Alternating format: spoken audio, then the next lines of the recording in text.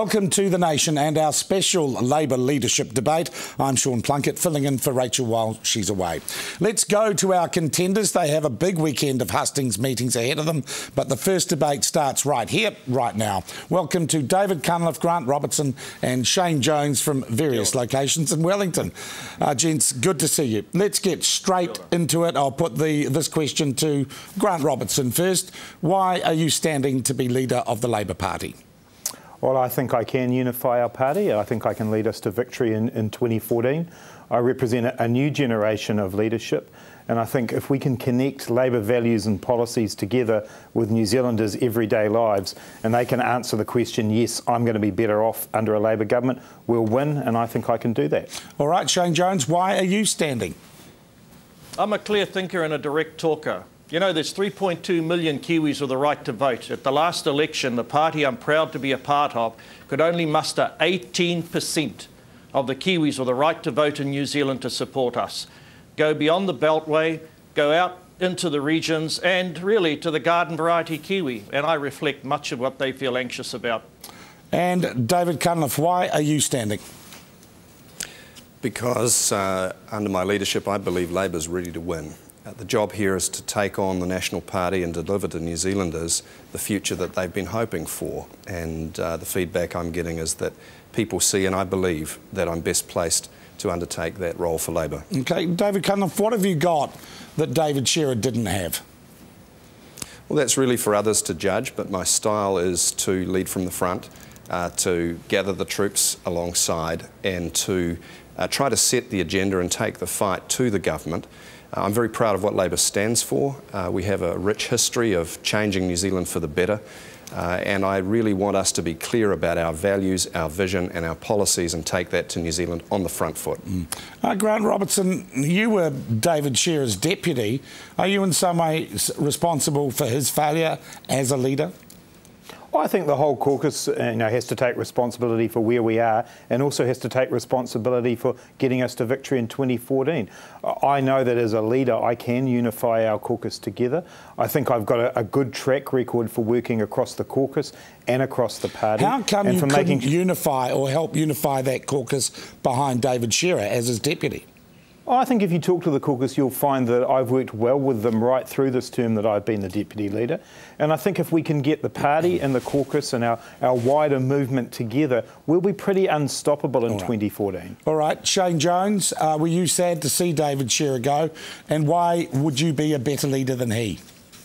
Well, if there's anyone who had a gripe against David Shearer, it was me, in terms of his decision to go ahead with the Auditor General's report. But I stuck fat with David Shearer. I'm old-fashioned, mate. I was supportive of Gough. I was absolutely loyal to David Shearer, and I thought that when he went, he should go with dignity. Isn't it amazing? Not a single person is interested in talking to him, etc. I'm a very good communicator, and I've got a blend of ability, personality, etc., that I think is going to enable Labor to recolonise the area that we lost. Do you think Grant Robertson stood by his leader? Oh, no, I know of nothing that Grant openly did to undermine David Shearer. If that happened, I never said openly did. Well, Grant was the deputy, and Grant is an absolute expert on the machinery of the Labor Party and the civil service and the processes of Parliament, etc. I really have no idea if there was any erosion of David associated with Grant. Do you want to talk to that, Grant Robertson? Well, no, look, there wasn't, and I think if you ask David Shearer, he'll tell you that I was loyal to him. As a party, we've got to come together now and focus on the one person who is our opponent, and that is John Key, and we have to take the fight to John Key and stand up for those values. We all have a responsibility to do that, and when I'm leader, I'll be leading that fight. Okay. You are all in the Herald this weekend being quoted on what you would do on taking office as Labor leader. And I'll go to you first, David Cunliffe. You said you would assemble the best lineup you could to win in 2014. Does that mean some bloodletting in the Labor Party caucus? No, it doesn't. I've been very encouraged by conversations with colleagues. There have been lots of those over the last week. What I'm committed to is a unified caucus and unity between the caucus and the party. Now, I believe the way to get the best out of any team is to ensure that people are able to give their best, do as far as possible what they're passionate about. My job as leader is to help get the right pegs in the right holes so that the energy of the whole team is released, and that's what I'm committed to doing. But the whole team in the caucus is not behind you. Look, I think the great thing about this race and why it's invigorating Labor people and supporters around the country, and why the three of us feel so good about it, is because we know that when the whole party chooses who they want to be the leader, the rest of us are all going to get behind us. The entire Labor movement is going to get behind it. The one person who is really sweating at the moment is John Key, because he knows that this new beginning is the beginning of his end. All right, would you be happy to have either of the other two gentlemen here, David Cunliffe, as your deputy? Yes, look, the deputy is for the caucus to decide, and I'm being very, very clear about respecting that constitutional right. So I'm not going to be expressing any preferences around deputy. What I would say to both my colleagues is I highly value them, and they would both expect to play a role in the senior team that I lead. So the first thing you do would be unify caucus, but you're saying you can do that without demoting anyone or having a major shake-up? I'm not saying that nobody's positions would change. I'm saying that our objective is to get the very best out of every member of the team, to treat everybody with dignity and respect, and to pull together to take on the national government. Shane Jones, the reason that we're doing that, excuse me, the reason that we're doing that is because it's not about us. It's about the people out there in New Zealand who are doing it tough. We're here for them. We have a duty to perform.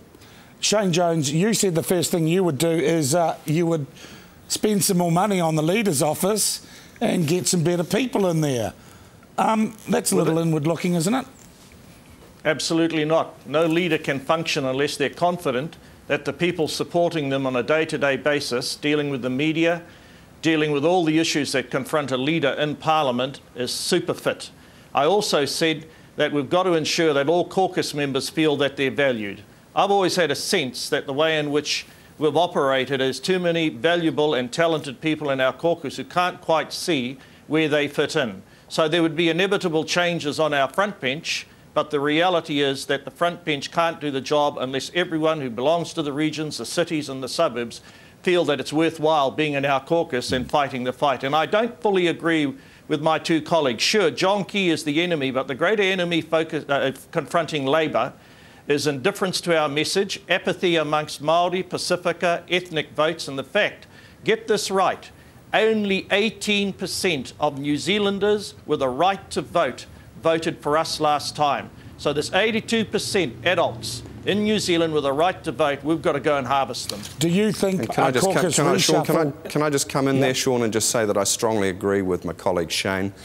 There are 815,000 enrolled non-voters last time, and it would be a key priority for a Labor Party that I led to reach out to them, to give them a really strong reason to get out of bed. Shane Jones, I want to go back to you. Would a reshuffled Labor caucus under Shane Jones be one that was more saleable to the voters of New Zealand? Well, look, I know it's been said of me somewhat humorously about where I would go, but our votes lie seriously in what I call Middle Earth. And I just think that the Labor Party, mate, has got fine traditions that have been eclipsed in recent times by a whole lot of internal skirmishes and other issues, unless we get back to what the issues are that Middle Earth New Zealanders deal with day to day. I'm begging if I can see how we can improve both our brand and build our boats to run the country. Oh, all right, thank you. Sean, I think... Yeah, no, look, I want to go to David Cunliffe. I'll come back to you. Grant Robertson, you said the first thing you'd do is tour the country, which is what David Shearer did, and look where that got him. Well, look, I think it's incredibly important that we get out there with our message to New Zealanders that they will be better off under a Labor government. They've got to see the connections between what we promise as policy and what our vision and values are. But to come back to what Shane said, there's always two sides to the coin. We can tell New Zealanders why they should vote out an out-of-touch, arrogant John Key, but we've also got to tell them why they should vote in a Labor government that cares about them and the fact that they want jobs for their family, that they want warm, dry homes, they want opportunity for their kids. We have to do both sides of the coin if we're going to win election next year. All right. Shane Jones, I now want to ask you, I'll ask you first.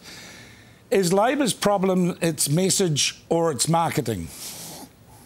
There's two dimensions to that. Labor must be utterly outward focused. victory for us lies amongst the 82% of New Zealanders with a right to vote, a massive garden, heaps of potential. Then also, Labor needs not only a message, we've got policy from Africa, we've got some incredibly clever and intellectual people in our party, but since Helen's gone, we've never had the right messenger to connect with the people who have switched off politics and really are so disinterested in our brand. We've got to bring them back to Mothership Labor. All right, and David, of the three of us, I am the best. Okay. Thank you. David Cunliffe, would you agree with Shane Jones? This is a job of marketing, not of a massive philosophical change in the party. It's about conveying the party's message. Not entirely. I think getting the marketing front end right is essential, but you've got to have the right product. Look, we've had the global financial crisis. I think we need to be clear that we don't believe that free markets always deliver the right result. We've got to stand up for the rights of working people, and we've got to deliver real change for all New Zealanders. Let's be clear about that. If we're clear about the program, I think some of the sound bites are going to take care of themselves. Grant Robertson, is the product okay, but the presentation off?